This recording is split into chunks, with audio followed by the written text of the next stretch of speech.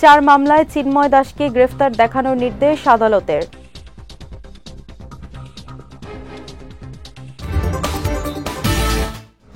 এবং কক্সবাজারে সন্ত্রাসীদের গুলিতে সাবেক যুবদল কর্মী নিহত।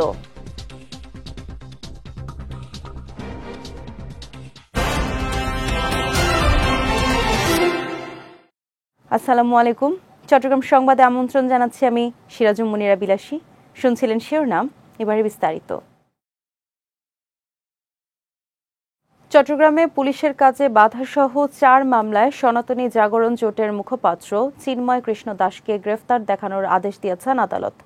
সকালে চট্টগ্রাম মেট্রোপলিটন ম্যাজিস্ট্রেট এস.এম. আলাউদ্দিনের আদালত এ আদেশ দেন।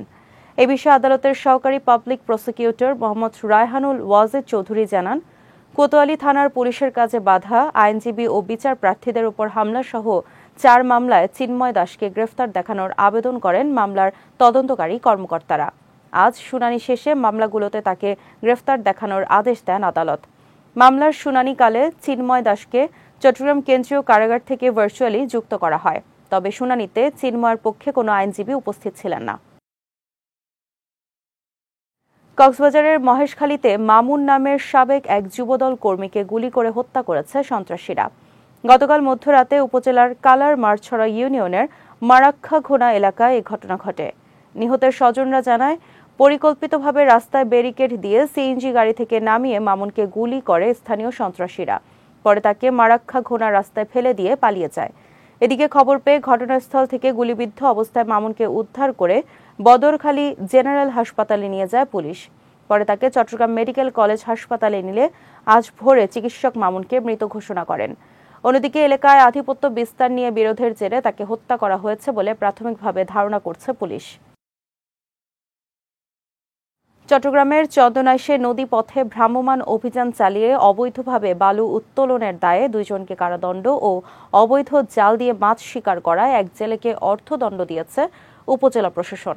সকালে উপজেলার বৈতলি ঘাট থেকে দোহাজারী ব্রিজ পর্যন্ত এই অভিযান চালানো হয়। অভিযানের নেতৃত্ব দেন উপজেলা সহকারী কমিশনার ডিপ্লোম্যাসি চাকমা। তিনি জানান, সাঙ্গু নদীর তলদেশ থেকে অবৈধভাবে বালু উত্তোলন করায় 2 জনকে 6 মাসের কারাদণ্ড এবং অবৈধ জাল দিয়ে মাছ শিকার করায় এক জেলেকে অর্থদণ্ড দেওয়া হয়। পাশাপাশি 2000 মিটার কারেন্ট জালও জব্দ করা হয়। অভিযানে উপজেলা মৎস্য কর্মকর্তা তানভীর আহসান সহ চন্দনাইশ থানা পুলিশের দল উপস্থিত ছিলেন। চট্টগ্রাম বন্দরের ডক শ্রমিকদের অধিকার আদায় করতে গিয়ে আব্দুল হান্নান নিজ জীবন উৎসর্গ করেছিলেন বলে জানিয়েছেন চট্টগ্রাম সিটি কর্পোরেশনের মেয়র ডাক্তার শাহাদাত হোসেন। গতকাল চট্টগ্রাম ডক জাতীয়তাবাদী শ্রমিক দলের প্রতিষ্ঠাতা মরহুম আব্দুল হান্নানের 32তম স্মরণ সভায় তিনি একথা জানান। এ সময় সংগঠনের সভাপতি মোহাম্মদ হারুন, বিএনপির আন্তর্জাতিক বিষয়ক উপকমিটির সদস্য ইসরাফিল খসরু, বিএনপির শ্রম বিষয়ক সম্পাদক এ.এম. নাজিম সহ অনেকে উপস্থিত ছিলেন। সভায় বন্দর শ্রম শাখার অন্তর্ভুক্ত শ্রমিকদের ন্যায়সঙ্গত দাবি মেনে নেওয়ার আহ্বান জানান উপস্থিত বক্তারা। এর আগে 1993 সালের 17 এপ্রিল আব্দুল হান্নানকে প্রকাশ্যে হত্যা করে শ্রমিক নেতা নামধারী বন্দরের কিছু চিহ্নিত সন্ত্রাসী। যেহেতু আপনারা এই বন্দরের স্টেক হোল্ডার, বন্দরের জন্য আপনারা রাজনীতি কষ্ট করছেন, আপনাদেরকে বাদ দিয়ে এই চট্টগ্রাম শহরে,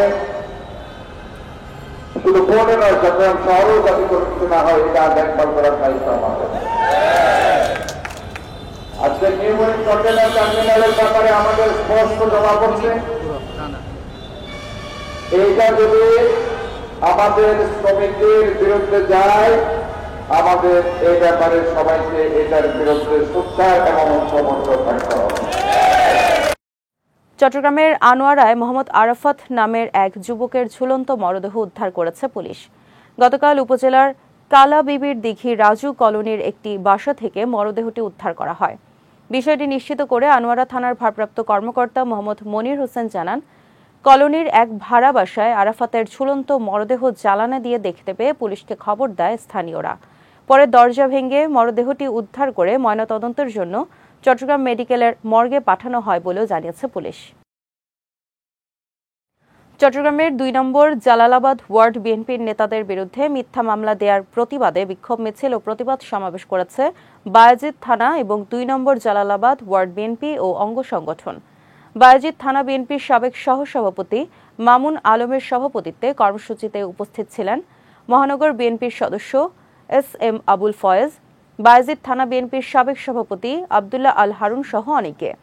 সমাবেশে নগরীর ২ নম্বর জালালাবাদ ওয়ার্ড বিএনপির সাবেক সহসভাপতি মোহাম্মদ মঈনুদ্দিন, সাবেক সাংগঠনিক সম্পাদক মোহাম্মদ আরিফ ও বায়েজিদ থানা স্বেচ্ছাসেবক দলের সাংগঠনিক সম্পাদক মোহাম্মদ আলমগীরের বিরুদ্ধে মিথ্যা মামলা দেওয়ার প্রতিবাদ জানান এবং অবিলম্বে মিথ্যা মামলা প্রত্যাহারের দাবি জানান বক্তারা।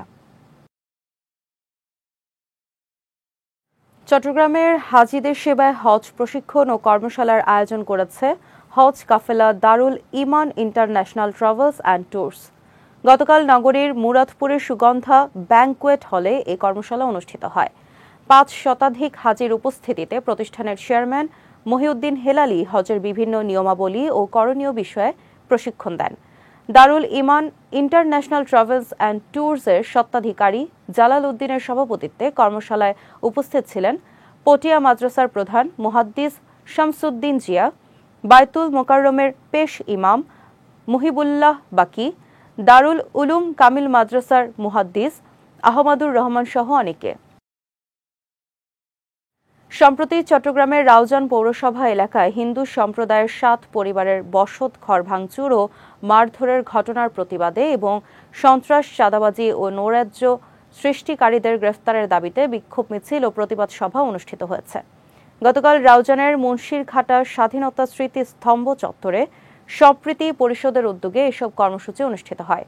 সাবেক ইউনিয়ন পরিষদ সদস্য অলোক দাস গুপ্তের সভাপতিত্বে কর্মসূচিতে উপস্থিত ছিলেন বিএনপি নেতা সৈয়দ মঞ্জুরুল আলম মঞ্জু, সাবেক পৌর কাউন্সিলর রেজাউল রহিম আজম, বিএনপি নেতা ফয়জুল ইসলাম চৌধুরী টিপু সহ অনেকে।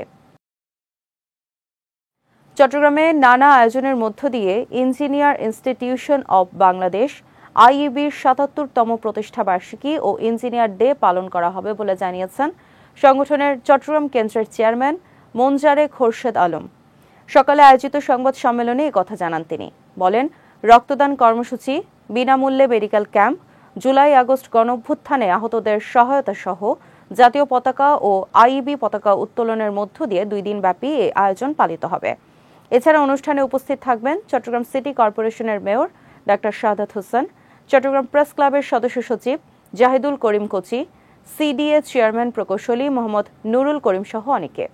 পরে সংবাদ সম্মেলনে ইঞ্জিনিয়ারদের স্বার্থ ও সুরক্ষায় 7টি দাবি তুলে ধরেন আইইবি চেয়ারম্যান। চট্টগ্রামে ওয়ার্ল্ড ভিশন বাংলাদেশের কর্ণফুলী এরিয়া প্রোগ্রামের উদ্যোগে পরিবেশ দূষণ সচেতনতায় প্রচার অভিযান শুরু হয়েছে। ওয়ার্ল্ড ভিশন বাংলাদেশের এরিয়া প্রোগ্রাম ম্যানেজার জনি রোজারিওর সভাপতিত্বে এতে প্রধান অতিথি ছিলেন চট্টগ্রাম বিশ্ববিদ্যালয়ের ইংরেজি বিভাগের প্রধান সুকান্ত ভট্টাচার্য। এছাড়া অন্যান্যদের মধ্যে উপস্থিত ছিলেন ব্র্যাকের জেলা সমন্বয়ক Enamul Haque, কারিতাসের programme officer Shipu Gomez সহ অনেকে। এ সময় পলিথিন ও প্লাস্টিক বর্জ্য সঠিকভাবে রিসাইকেল করতে পারলে পরিচ্ছন্ন নগরীর পাশাপাশি অর্থনৈতিক উন্নয়ন সম্ভব বলেও মন্তব্য করেন বক্তারা। কক্সবাজারের পেকুয়ায় টেকসই বেড়িবাঁধ নির্মাণ ও নদী দখল করে স্থাপনা নির্মাণকারীদের বিরুদ্ধে পদক্ষেপ নেয়ার দাবিতে মানববন্ধন করেছেন স্থানীয়রা। গতকাল মেহেরনামা বেড়িবাঁধের সামনে এই মানববন্ধন করেন তারা। এ সময় বারোবাকিয়া কামিল মাদ্রাসার সিনিয়র শিক্ষক ইমতিয়াজ উদ্দিন, আকবর আহমদ, আবু ওমর মেহরি সহ অনেকে উপস্থিত ছিলেন। মানববন্ধনে অবৈধ স্থাপনা উচ্ছেদ করে পরিবেশ ধ্বংসকারীদের বিরুদ্ধে ব্যবস্থা নেয়ার দাবি জানান বক্তারা। কক্সবাজারের পেকুয়ায় মিথ্যা মামলা দিয়ে হয়রানির অভিযোগে এক নারী নেত্রীর বিরুদ্ধে মানববন্ধন করেছে স্থানীয়রা। গতকাল এই মানববন্ধন করেন তারা। এ সময় বোর্ডিং পাড়া ও সাতঘর পাড়া সমাজ কমিটির সভাপতি রানা চৌধুরী, মসজিদ কমিটির সভাপতি আলিম উল্লাহ, স্থানীয় বাজার কমিটির সভাপতি আবুল কালাম মানিক সহ অনেকে উপস্থিত ছিলেন। মানববন্ধনে বক্তারা অভিযোগ করে বলেন, অনৈতিক কর্মকাণ্ডে লিপ্ত আজবাহারকে স্থানীয় বাসিন্দারা বাধা দিলে একাধিক মিথ্যা মামলা দিয়ে তাদের হয়রানি করা হয়। এ সময় আজবাহারের শাস্তির দাবি জানান ভুক্তভোগীরা। চট্টগ্রাম সংবাদ শেষ করার আগে শিরোনামগুলো দেখে নিচ্ছে আরো একবার।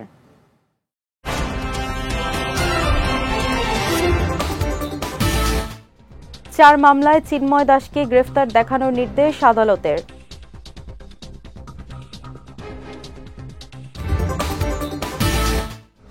এবং কক্সবাজারে সন্ত্রাসীদের গুলিতে সাবেক যুবদল কর্মী নিহত।